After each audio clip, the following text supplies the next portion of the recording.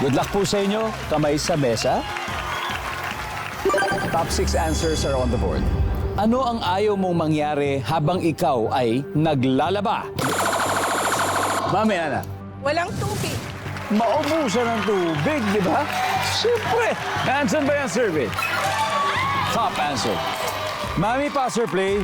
Hey! Let's play this round. Balik muna tayo, Sir Connie. Tara. Migs, ano ang ayaw mo mangyari habang ikaw ay naglalaba? Bumagyo o umulan. Oo, dahil hindi matutuyo. Migs, ikaw ba'y naglalaba? Minsan, Minsan. Ayan lang naman ang sagot. Baka umulan or bumagyo. Okay. Chris, ayaw mo mangyari habang ikaw ay naglalaba? Madulas? Madulas. Survey says, wala. Perry, anong ayaw mo mangyari habang ikaw ay naglalaba? May dumating na parcel. May delivery. Oo.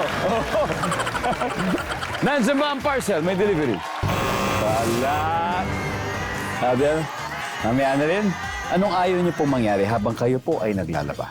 May call of nature. May call of nature. Nandiyan ba yan? Wala. Ha? Ina, ano kaya sa palagay mo? Ako sa tingin ko, Kuya Dong, maubusan ng sabon. Oh, kasi kung merong mawawala ng tubig, Wala naman. ito naman maubusan ng Yes sabon. po. Con? Maubusan din ang sabon. Celine? Same answer. Same din, Jewel. Anong ayaw mo mangyari habang ikaw ay naglalaba? We came up with the same answer. So, yes, Same. maubusan ng sabon. Maubusan ng sabon. Nandiyan ba yan, survey?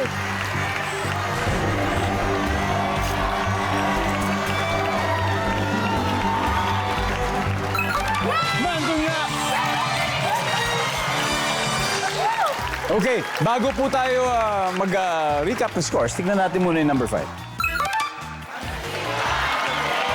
Number 2, masirang washing machine.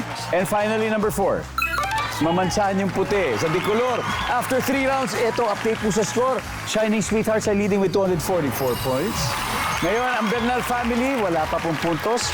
Pero may isang round pa tayo. Ang makapigil hiningang triple point sound. Susunod na po yan sa pagbabalik ng Family Feud.